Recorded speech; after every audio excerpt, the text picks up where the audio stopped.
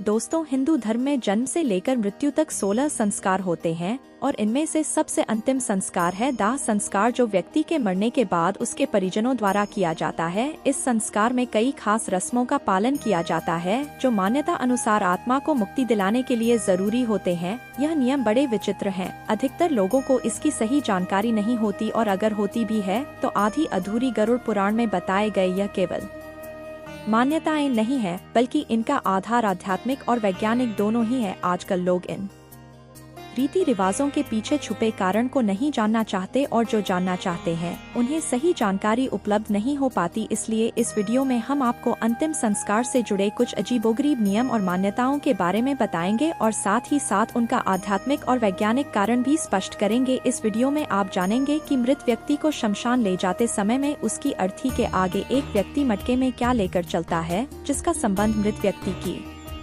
शादी के फेरों से कैसे होता है। इसके बाद आप जानेंगे कि मुखाग्नि देने से पहले पानी से भरे मटके को गिराकर तोड़ा क्यों जाता है तथा शव को जलाते समय उसके सर पर डंडा क्यों मारा जाता है। और अंत में हम बताएंगे कि शव यात्रा में मृत व्यक्ति के ऊपर मखाने और सिक्के क्यों फेंकते हैं और शव यात्रा देखकर क्या करने से आपके पाप कर्म कम हो जाते हैं।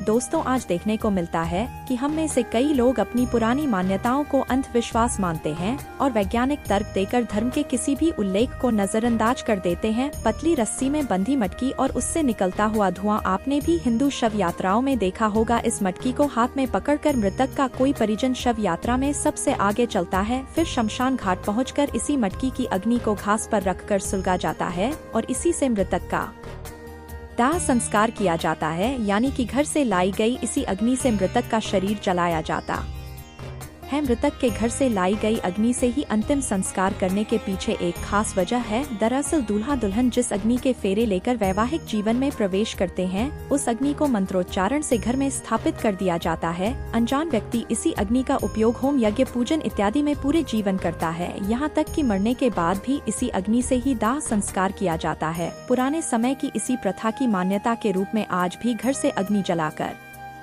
सुलगा हुआ एक कंडा या उपला मटकी में रख कर शमशान ले जाया जाता है और फिर इसी से मृतक का दाह संस्कार किया जाता है। आइए अब बात करते हैं कि मुखाग्नि देने से पहले पानी से भरे मटके को गिराकर तोड़ा क्यों जाता है। दोस्तों, अंतिम संस्कार के दौरान शव को चिता पर लिटाकर मृत व्यक्ति का लड़का या कोई अन्य परिजन पानी से भरा घड़ा अपने कंधे पर रखकर चिता के चारों तरफ परिक्रमा करता है। इस घड़े में एक छेद होता है जिससे पानी निरंतर गिरता रहता है। परिक्रमा करने के बाद यह घड़ा जमीन पर गिराकर तोड़ दिया जाता है, जिसके बाद ही शव को अग्नि दी जाती है। आइए जानते हैं ऐसा करने का धार्मिक और वैज्ञानिक कारण।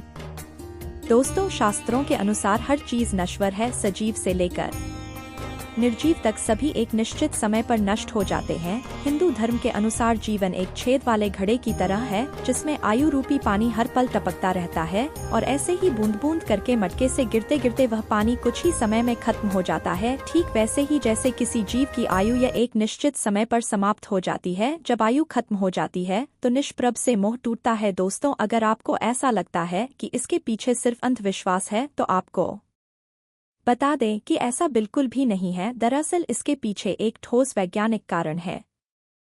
पुराने समय में शमशान घाट नहीं हुआ करते थे। ऐसे में शव को खेतों में जलाया जाता था। मटके में पानी भरकर शव के चारों ओर घूमने के पीछे वैज्ञानिक कारण यह रहता था ताकि जब शव को जलाया जाए तो आग केवल उसी क्षेत्र में रहे, आगे ना फैले। इसी वजह से परिक्रमा के दौरान पानी गिराकर वहां की जमीन को गीला किया जाता था। दोस्तों, अंतिम संस्कार से जुड़ा एक नियम और भी विचित्र है, जिसके अंतर्गत जब मृत व्यक्ति का शव चिता पर जल रहा होता है तो उसके सर पर जोर से डंडा मारा जाता है। इस क्रिया को कपाल क्रिया कहा जाता है। कपाल क्रिया जितनी विचित्र है उतना ही महत्वपूर्ण भी है। आइए अब बताते हैं इसका आध्यात्मिक और वैज्ञानिक कारण। गरुड़ पुराण के अनुसार शव को जलाते समय यदि उसका कोई अंग शेष रह जाए तो इसको अशुभ माना जाता है। शास्त्रों के अनुसार दाह संस्कार की क्रिया से मृत व्यक्ति का अगला जीवन प्रभावित हो सकता है, इसलिए घी और कपूर के प्रयोग से शव को पूरी तरह जलाया जाता है। कई बार पूरा शरीर जल जाने पर भी सर नहीं जल पाता, इसलिए डंडे से प्रहार करके उसे फोड़ दिया जाता है जिससे वह पूरी तरह जल जाए। डंडे से प्रहार खोपड़ी के बीचों बीच किया जाता है जहां पर ब्रह्मारंध्र होता है। धार्मिक मान्यताओं के अनुसार जिस व्यक्ति का ब्रह्मारंध्र भेद दिया जाता है तो उसे स्वर्ग मिलता है। कभी कभी यह भी संभव है कि अंतिम संस्कार के समय यदि खोपड़ी पूरी तरह न जले तो तांत्रिक इसे अपने साथ ले जाकर तंत्र क्रियाओं में इसका उपयोग करते हैं। ऐसे में मृत व्यक्ति की आत्मा को बहुत कष्ट पहुंचता है और मृतक के परिवार पर भी संकट आता है। दोस्तों, अब आपको बताते हैं कि सर पर डंडा मारने के बारे में विज्ञान क्या कहता है। विज्ञान के अनुसार खोपड़ी की हड्डी इतनी मजबूत होती है कि उसे आग में पूरी तरह जलकर राख होने में बहुत समय लगता है। ऐसे में उसके अध जला रह जाने की काफी संभावना होती है। कभी कभी कोई जंगली जानवर उस बचे हुए हिस्से को अपने साथ ले जाता है। वे इसे कहीं भी फेंक देते हैं जिससे पर्यावरण प्रदूषित होता है। इसी कारण से शव को पूरी तरह जलाने के लिए सर पर डंडा मारकर फोड़ दिया जाता है। आइए अब जानते हैं शव यात्रा में मखाने और सिक्के क्यों फेंके जाते हैं। दोस्तों, मखाना फेंकने का कारण है समाज को शिक्षा देना कि यह अहंकार त्यागने का समय है। मृत व्यक्ति को सामने देखकर समाज या सीखे मखाना को सांकेतिक रूप में इस्तेमाल किया जाता है, क्योंकि जिस तरह से मखाना बाहर से फूला हुआ होता है और दबाव डालने पर सिकुड़ जाता है, ठीक उसी तरह व्यक्ति जब जिंदा होता है तो कई चीजों के लिए बाहर से घमंडी हो जाता है, लेकिन मरने के बाद वह एक लाश बनकर रह जाता है। इससे यह बताने की कोशिश की जाती है कि जीवन में कभी घमंड ना करें। सिक्का फेंक कर यह संदेश दिया जाता है कि जो इंसान जिंदगी भर उसके पीछे भागता रहा है वह मरने के बाद अपने आसपास सैकड़ों सिक्के होते हुए भी उसे उठा नहीं सकता। हिंदू शास्त्रों के अनुसार मृत्यु के बाद व्यक्ति की आत्मा परमात्मा में लीन हो जाती है, इसलिए शव यात्रा देखना शुभ माना जाता है। शास्त्रों के अनुसार किसी की अंतिम विदाई देखने से व्यक्ति को पुण्य की प्राप्ति होती है। ऐसा माना जाता है कि शव यात्रा देखना सुखद एवं मंगलमय भविष्य का सूचक है। मान्यता यह भी है कि यदि काम पर जाते समय शव यात्रा दिख जाए तो अधूरे काम पूरे होने की संभावनाएं बनने लगती हैं।